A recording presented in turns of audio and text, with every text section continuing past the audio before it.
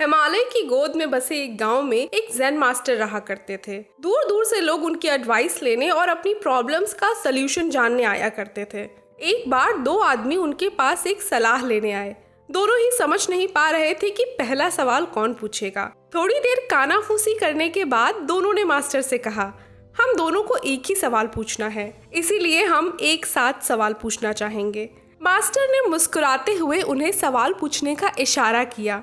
पहला आदमी बोला, मास्टर, हम दोनों ही लोअर ग्रेड एम्प्लॉयज हैं और इसीलिए हमारे ऑफिस में हमसे सही बर्ताव नहीं किया जाता, कोई हमें रिस्पेक्ट नहीं देता, जबकि हम अपना हर काम बेहद मेहनत और ईमानदारी से करते हैं। दूसरा आदमी बोला, तो आपको क्या लगता है, क्या हम दोनों को अपनी नौकरी छोड़ देनी चाहिए? दोनों ने एक साथ मास्टर से पूछा। मास्टर ने थोड़ी देर के लिए आंखें बंद की और ध्यान लगाया, और जब आंखें खोली तो उन दोनों की तरफ देखते हुए बोले, तुम दोनों के सवाल का जवाब सिर्फ 5 शब्दों का है, और वो शब्द है सिर्फ 2 जून की रोटी।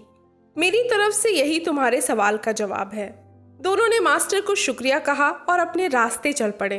रास्ते में उन दोनों ने मास्टर के जवाब को समझने की कोशिश की। पहले आदमी ने दूसरे से पूछा, तो तुम्हें क्या लगता है, मास्टर के जवाब का क्या मतलब है? दूसरे आदमी ने जवाब दिया, सिंपल सी बात है, मुझे लगता है कि उनका मतलब था कि इस नौकरी से हमें ज्यादा उम्मीद नहीं रखनी चाहिए। ये हमारे लिए हमारी 2 जून की रोटी का एक जरिया भर है।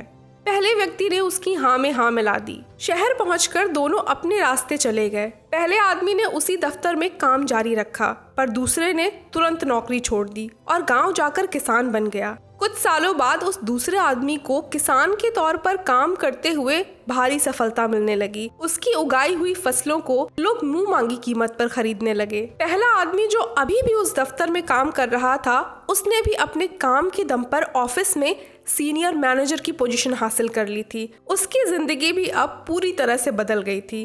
एक दिन इत्तेफाक से दोनों आदमी फिर मिले और एक दूसरे की सफलता देखकर काफी खुश भी हुए। मैनेजर ने किसान से पूछा, तो तुमने जॉब क्यों छोड़ी थी? किसान ने जवाब दिया, मुझे समझ आ गया था कि वो नौकरी मेरे लिए सिर्फ मेरे डेली मील्स का एक सोर्स भर थी और मुझे जिंदगी सिर्फ काटनी नहीं बल्कि जीनी भी थी। इसीलिए मैंने ये रिस्क लिया और अपनी जॉब छोड़ दी, और कहीं ना कहीं अपने उस फैसले से आज मैं काफी खुश भी हूँ। और तुम बताओ, तुमने वहाँ रहकर इतनी तरक्की कैसे हासिल की?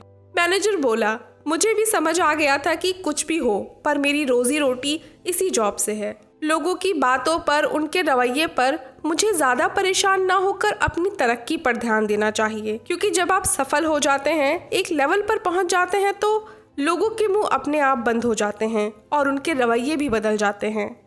अब अपनी अपनी जगह दोनों ही सफल थे, सही थे, पर ज़ेन मास्टर के हिसाब से कौन उनके बताए रास्ते पर था, ये दोनों समझ नहीं पा रहे थे। इसीलिए दोनों फिर से मास्टर के पास जाते हैं और उनसे अपनी उलझन बताते हैं।